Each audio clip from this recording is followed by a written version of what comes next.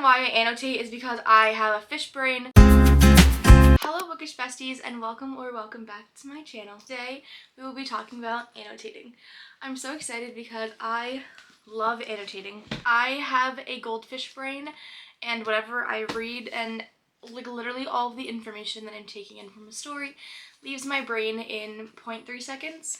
So that's why I like to tab and annotate so I can go back into the story and see what went on. Especially since I don't finish series, I am more than likely to read the first book and then wait 6 months and read the second book. I like to have a nice little reminder about what went on in the story prior to what I'm reading. The first thing we're going to talk about is why I annotate. I feel like people annotate for all different kinds of reasons, so I wanted to share why I annotate, maybe so you guys can understand me a little more, and maybe you guys can be like, oh, I want to do that too. So maybe you can get more of a sense of why people take so much time to annotate their books. The first major reason I annotate is so that I can remember what went on in a story that is most likely over 500 pages. So if a book is part of a series, or if it is a longer book, like over 500 pages, I will most likely be annotating it. Because, like I said, I have an awful memory and I feel like I need to go back and be able to summarize the major plot points, because if not, I feel like I will panic and I need to reread the book, which I don't have time to really reread books unless I audiobook them, because as you can see, this is only part of my collection behind me, so I have lots and lots of books to get through. So I basically like to get as much out of reading as I possibly can, so I like to really remember what I read, so I feel like my time spent reading a book that was so special to me can always be remembered. A second reason that I annotate books is because I like to be able to go back to a certain point of the story that I really enjoyed. So I will annotate and tab a specific color to some of my favorite parts, so I can flip back and just take a quick little 5 minutes to reread a favorite part of one of my favorite books. That brings me so much joy to be able to be like, this is exactly what I loved and this is exactly where it is. Because if not, I will be like, I have no idea where this is in the book. I have no idea where this happened. So it gives me that sense of like calm, and it soothes my anxious brain to be like, hey, you can go back to your favorite part of the book whenever you want. It will never go away. You will always know where it is. So I tend to annotate a lot for longer series. Anything more than a one-off or a duology, I really will love to annotate, because I feel like there are so many things that can connect back to a prior book, or there are so many things world building wise and character development wise that you learn in the first couple of books that really pertains to the books that are farther in the series. For example, for ACOTAR, you know, there are so many things that happen in this book, world building and developmentally wise, that pertain to A Court of Wings and Ruin. So I really tabbed up these books. As you can see, they probably have the most tabs out of any book that I've read. I really loved this series and I really wanted to remember what was going on. So if they mention something in, let's say, ACOWAR, like let's say they mention something that happened in the previous book, let's say in the Summer Court, I can go back to this and be like, oh, let me go find that part because I'm not quite remembering what happened. And it could be a really, really important plot point for the book that I'm reading. So something that happened in ACOMAF could be really important for something that's happening in ACOWAR.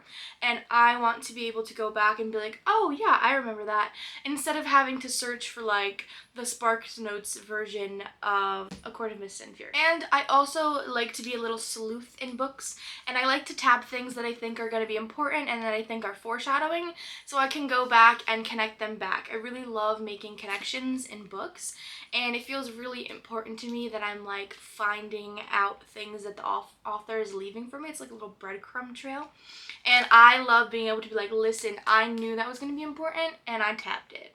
So that is another major reason why. The main reason why I annotate is because I have a fish brain, and anything that I read automatically goes in one ear and out the other, and I like to know that my time spent reading a book will forever be remembered and basically memorialized in tabs and highlights.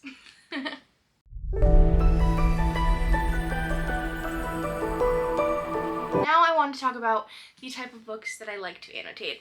So, like I said, longer series I like to annotate in, or anything with really heavy world building, or anything with a lot of character development, or a lot of big events that happen. So all of those attributes kind of contribute more to fantasy/fantasy romance books than they do to romance books. As you can see, my fantasy books, this is Shatter Me, and then A Court of Wings and Ruin and A Court of Mist and Fury, have a lot more tabs than something like A Love on the Brain by Ali Hazelwood. So, like I said, my main reasons for annotating are to be able to go back to my favorite parts of a book, connect things that happened in previous books to later books in the series, and to remember world building and major plot points. So that's why I tend to annotate my fantasy books more. There are just more things that happen, there are more characters to follow, there are really big plot points and events. There's a lot of world building that I like to remember. So like in Shatter Me, I like to remember who has powers, why they have powers, where their powers came from, stuff like that. So that's why you'll see my fantasy books are heavily annotated rather than my romance books.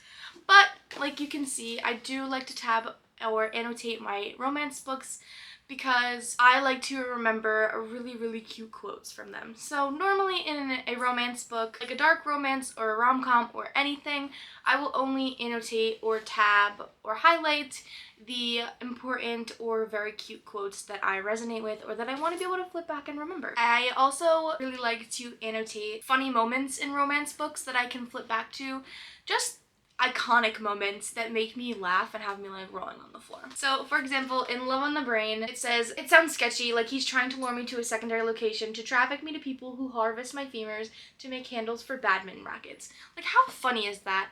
And it also really reminds me of John Mulaney's I Ain't Going to No Secondary Location. So I just like basically annotate anything that resonates with me or is funny, or I connect to really hysterical things in my life. And like I said, in my fantasy books, I like to do world building, character development, major plot points, and also iconic quotes, or any of the romance/love interests that's going on, so I can track what the heck is going on, because as we know, in fantasy books, there's most likely going to be more than one love interest.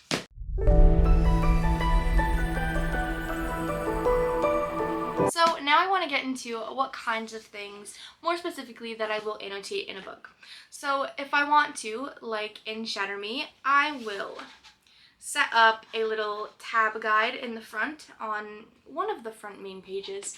Normally if there's a blank page, I will set it up there. As you can see, I have my little annotating guide there. I hope you guys can see and read that. So for light blue, I have plot/world building, because I feel like it's easier to put those two together, because sometimes I'm not going to sit there and try to discern which one's plot and which one's world building. Then we have the romance tab, the character growth, and the quotes. And then as you can see, I will tab it, and then sometimes I will highlight it if it's a really specific line. So like this one is, "There aren't as many trees as there were before." So it's just trying to show that there is something that's going on with the world, that there is not as many trees, and it's desolate, so it's kind of like a world building type thing. And sometimes I will throw in a quirky little drawing, so I just have a little shocked face there because something happened that was a little shocking. So sometimes I will do little doodles, sometimes I won't. Sometimes I'll write, but it has to be something that's like super specific, but normally I'm just a gal to pop a tab in there and highlight it real quick and be done with it, because I'm already a slow enough reader. I don't need annotating to slow me down even more. Sometimes I'll set these annotation guides up and then I won't wind up using it for like half the book, because I'll wind up loving it so much that I just speed read it. So just remember, when you're annotating and tabbing, nobody's perfect. So if you stop halfway through a book, it's really okay. And if you don't want to sit there and spend a lot of time annotating or doodling, then you can just throw in a quick tab and move on. My annotating has grown because A Court of Mist and Fury is probably one of the first books I ever annotated, and I have no annotation guide in the front. So who knows what these bad boys are for. There are definitely some things that are just tabbed because of Rysand, and there are also some things that are just tabbed because I loved those moments. Like when she threw her wedding shoe at him, that's definitely tabbed in here because it's one of my favorite moments from this entire series. I also did not do an annotation guide in A Court of Wings and Ruin, so. But this the series that got me back into reading. So this is when I was like a baby, like reader in my 20s. I can show you a reading guide that I've set up recently. So I'm currently reading Mistborn. So I just set up a quick annotation guide for plot, characters, and just pure vibes.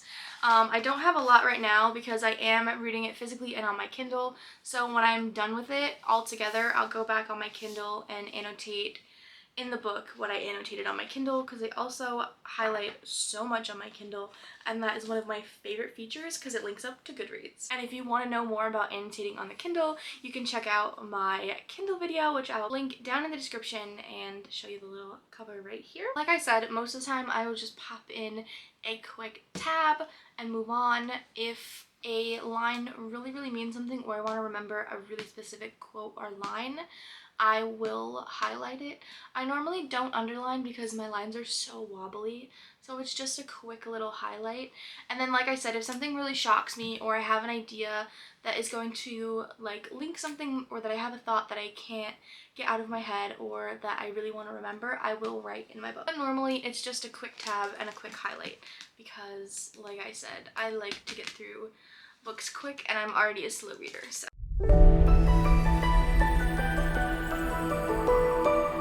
Now I wanted to show you some of the supplies that I use. So this entire thing is filled with tabs. You don't have to go this crazy.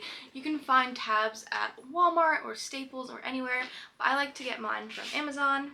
And I also went to a Japanese stationery store called Daiso, and I got a lot of tabs from there because they're just so stinking cute. These are some of the general tabs that I get from Amazon. They just come in different colors, different styles.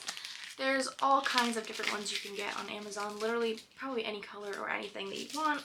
And then some that I got from Daiso, they're like little quirky ones. So these are little candy wrappers. And these are just cool ones that come in these little things that like it automatically pops the next tab out for you. Here, them in blue. So it's just some like neat things that I love. I also got some that are a little thinner, and then these are ones that are in some really cool colors. If you have like any kind of stationery store by you, they definitely have tabs. Like I said, you can just get some really simple tabs from Walmart, or even the dollar store has them. You want to annotate on a budget, which I am planning on doing that video. So if you have any suggestions on what you want to see in an annotating on a budget video, let me know. So these are just some of the more simple tabs you can get from Walmart or Staples or any general store. Now I wanted to show you, I have this little guy. He's from Amazon. It is just like a little pencil case, but I love this one because when you open it, you have like these front like net parts, and then there's just like a whole area where you can put a bunch of stuff. So normally when I'm setting up for a new book to annotate, I first like to color coordinate. I will take my book and I'll be like, okay, what matches this book the best? I thought that these colors matched this book the best because they give like the dark moody vibes. This maroon right here kind of matches like the reddish maroons here, and then you see the yellow in Mistborn, so I used the yellow right there. And then I also used some green because I thought it would complement the red and yellow that's going on in the cover. So first color coordinate the tabs so it matches the vibes of the cover, so then when you turn to the side and seal the tabs, the whole vibe is there. After I color coordinate the tabs, I will then go and color coordinate my markers, Sharpies, pens, whatever I'm using. So I have the most blue stuff in my bag right now because that normally goes with a lot of the books that I'm reading. So let's say we're doing Shatter Me. I will color coordinate all blue kind of markers and Sharpies and all this kind of stuff to match the cover, like I said, which would also match the tabs. So I normally go through and pick a few key things. I am obsessed with stationery, so I have so much stuff. I promise you that if you want to get into annotating, you literally just need like a highlighter or a pen or a pencil, whatever you want to use. You can use like Bic pens, you can use, you know, any kind of highlighter you can find, but I like to do really pretty highlights, and like I said, I'm obsessed with stationery, so I will literally go and spend so much money on new pens and highlighters. So some of my favorite highlighters that don't bleed through to the next page or that bleed through the least are the midliner highlighters. So I will go through and pick a color that best matches my book with a midliner highlighter. Then I always go for my Uli sparkly highlighters. So then I'll go through and pick the color that best matches my book for my Uli highlighter. Then, staying on the Uli page, I love the Uli gel glitter pens. They're so stinking cute. And again, they don't bleed through, neither do the Uli sparkly highlighters. So I'll go and pick a Uli gel pen that matches the both of the highlighters. Then I always go through and pick a Sharpie S Note. These do bleed through, but I like these if I want to do like a bolder highlight or something like that. So again, go through, pick the best color of my Sharpie. Then I have these cool pens. They're kind of like a fine tip pen, so I literally just go through and find like a fine tip pen. As you can see, this is the Hanku brand. I don't know where I found these. Might have been Amazon, might have been Michael's, might have been somewhere. But I'll go through and pick a like fine line pen to, you know, do little drawings or do any kind of writing. And then I love Pilot G2 pens. I have the whole like color pack. So again, I'll go through and pick the best color that matches the vibes of the book, and I pick my G2 Pilot pen. So then these are all of the supplies that I have. So I have a few different kind of pens and a few different kinds of highlighters. I do love my glitter highlighters the most, so that's what I'll use the most. And then I normally use my G2 Pilot pen and my Uli glitter pen. So I make little highlights with all those and little annotations with the pens, and it makes me so happy. And sometimes annotating gets me really excited to read a new book because you get to see like the aesthetics of the book, and then you get to do cute little things in the book and make it your own and personalize it. All you need for annotating is a highlighter and a pen. Even if it doesn't match, just make the book your own and remember all your favorite points. Some things I want to get into with annotating are definitely writing more and doing some little more doodles in my book, because everyone's always looks so cute.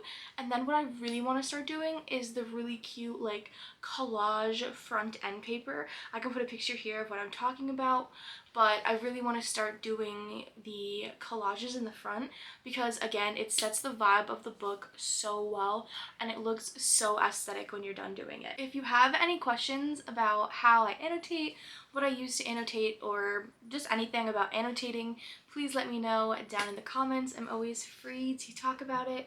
If you don't want to comment, I'm always available on my Instagram. I'll put my handle right here. Feel free to DM me. It's a bookstagram, so I would love to talk about everything books. But if you are afraid to get into annotating, don't be. It's so easy. Don't put pressure on yourself to have the most aesthetic or beautiful annotations. Annotations are for you and you only, so make it aesthetic, make it personal to you, and use it to remember all of the gorgeous, gorgeous things that happen in your lovely books. But yeah, like I said, if you have any questions, please feel free to comment or DM me on Instagram. But that is all I have for you today on annotating. I hope you enjoyed this video. Please remember to like and subscribe if you want more bookish content. And happy reading. Love you. Bye.